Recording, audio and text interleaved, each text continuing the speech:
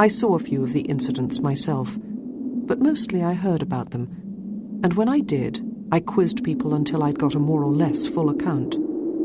There were more temper tantrums, like the time Tommy was supposed to have heaved over 2 desks in room 14, spilling all the contents on the floor, while the rest of the class, having escaped onto the landing, barricaded the door to stop him coming out. There was the time Mr. Christopher had to pin back his arms to stop him attacking Reggie D during football practice. Everyone could see, too, when the senior 2 boys went on their fields run, Tommy was the only one without a running partner. He was a good runner and would quickly open up 10-15 yards between him and the rest, maybe thinking this would disguise the fact that no one wanted to run with him. Then there were rumours almost every day of pranks that had been played on him.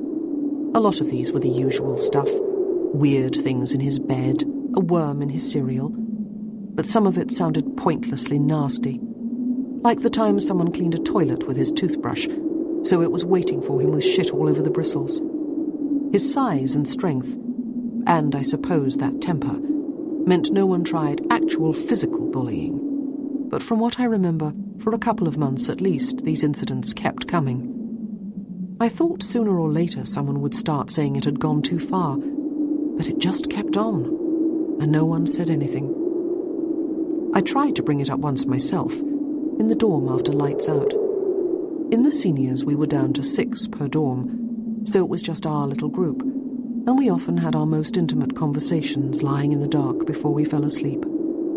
You could talk about things there you wouldn't dream of talking about any other place, not even in the pavilion. So one night I brought up Tommy. I didn't say much. I just summed up what had been happening to him and said it wasn't really very fair. When I'd finished, there was a funny sort of silence hanging in the dark, and I realized everyone was waiting for Ruth's response, which was usually what happened whenever something a bit awkward came up. I kept waiting. Then I heard a sigh from Ruth's side of the room, and she said, "You've got a point, Kathy. It's not nice. But if he wants it to stop, he's got to change his own attitude. He didn't have a thing for the spring exchange. And has he got anything for next month? I bet he hasn't." I should explain a bit here about the exchanges we had at Hailsham. 4 times a year, spring, summer, autumn, winter, we had a kind of big exhibition come sale of all the things we'd been creating in the 3 months since the last exchange. Paintings, drawings, pottery, all sorts of sculptures made from whatever was the craze of the day, bashed up cans maybe, or bottle tops stuck onto cardboard. For each thing you put in, you were paid in exchange tokens. The guardians decided how many your particular masterpiece merited, and then on the day of the exchange, you went along with your tokens and bought the stuff you liked. The rule was you could only buy work done by students in your own year, but that still gave us plenty to choose from, since most of us could get pretty prolific over a 3-month period. Looking back now, I can see why the exchanges became so important to us.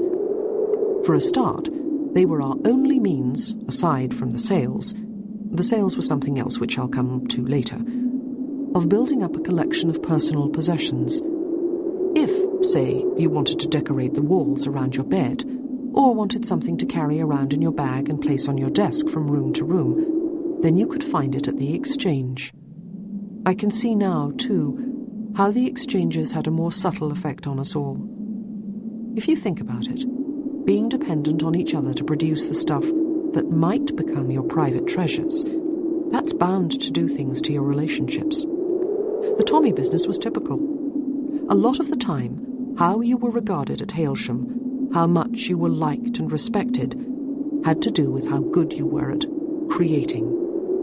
Ruth and I often found ourselves remembering these things a few years ago when I was caring for her down at the recovery centre in Dover. "It's all part of what made Hailsham so special," she said once. "The way we were encouraged to value each other's work." "True," I said. "But sometimes when I think about the exchanges now, a lot of it seems a bit odd. The poetry, for instance. I remember we were allowed to hand in poems instead of a drawing or a painting. And the strange thing was, we all thought that was fine. We thought that made sense. Why shouldn't it? Poetry's important. But we're talking about 9-year-old stuff. Funny little lines all misspelt in exercise books. We'd spend our precious tokens on an exercise book full of that stuff, rather than on something really nice for around our beds. If we were so keen on a person's poetry, why didn't we just borrow it and copy it down ourselves any old afternoon? But you remember how it was. An exchange would come along, and we'd be standing there torn between Susie Kay's poems and those giraffes Jackie used to make. Jackie's giraffes, Ruth said with a laugh. They were so beautiful. I used to have one. We were having this conversation on a fine summer evening, sitting out on the little balcony of her recovery room. It was a few months after her first donation, and now she was over the worst of it. I'd always time my evening visit so that we'd be able to spend a half hour or so out there, watching the sun go down over the rooftops. You could see lots of aerials and satellite dishes, and sometimes, right over in the distance, a glistening line that was the sea.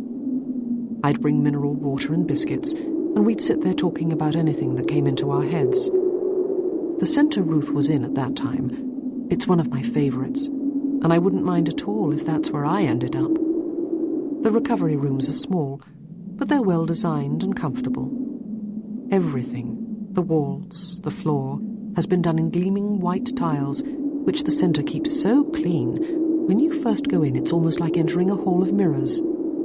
Of course, you don't exactly see yourself reflected back loads of times, but you almost think you do.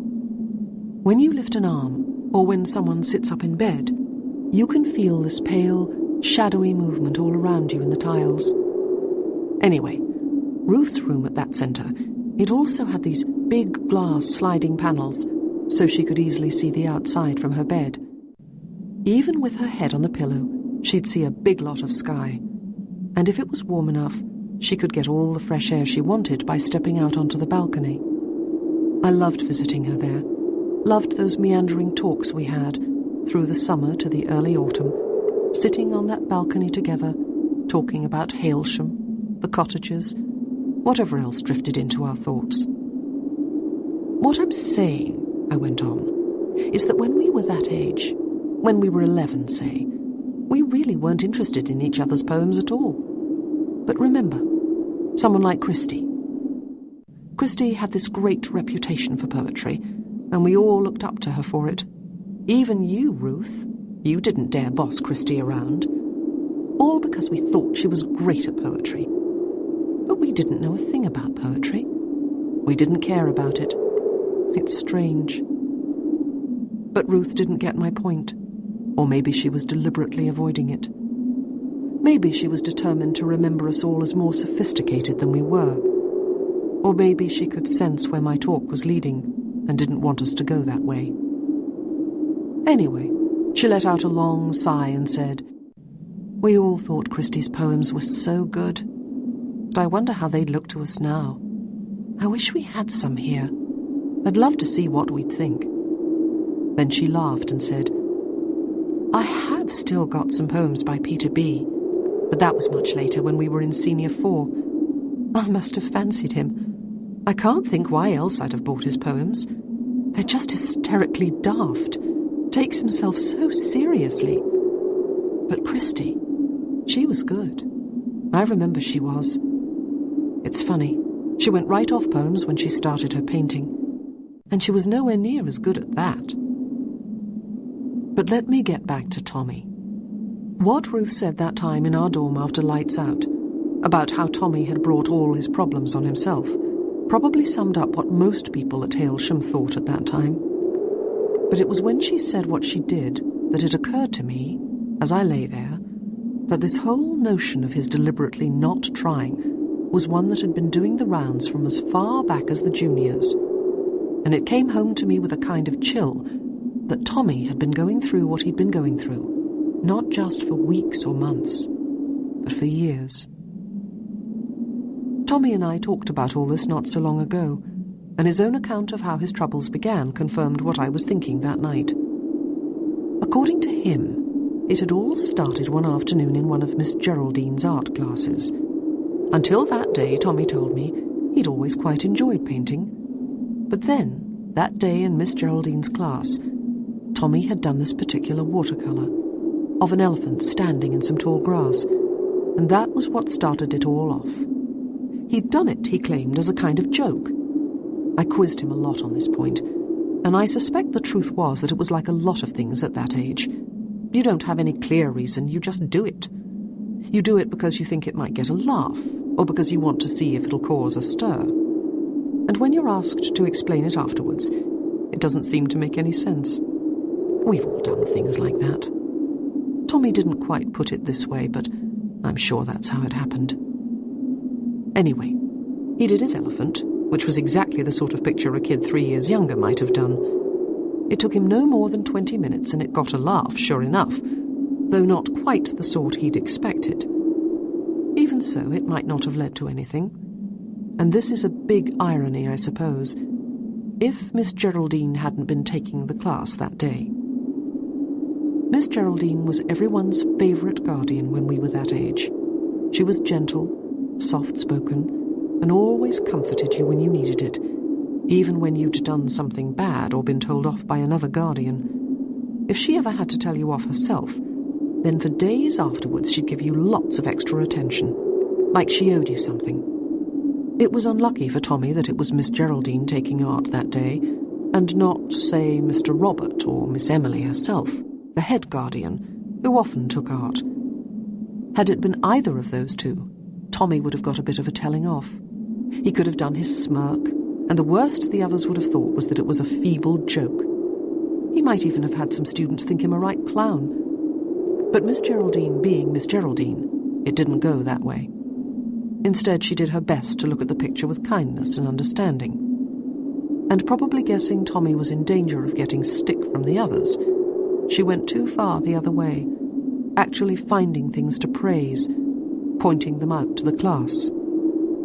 That was how the resentment started. After we left the room, Tommy remembered, that's when I first heard them talking, and they didn't care I could hear.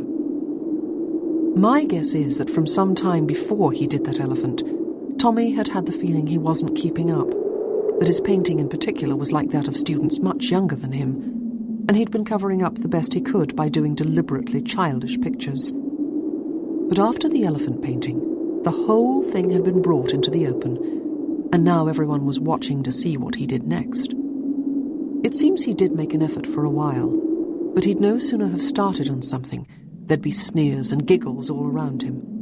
In fact, the harder he tried, the more laughable his efforts turned out. So, before long, Tommy had gone back to his original defence, producing work that seemed deliberately childish, work that said he couldn't care less. From there, the thing had got deeper and deeper. For a while, he'd only had to suffer during art lessons, though that was often enough because we did a lot of art in the juniors. But then it grew bigger. He got left out of games. Boys refused to sit next to him at dinner, or pretended not to hear if he said anything in his dorm after lights out. At first, it wasn't so relentless. Months could go by without incident.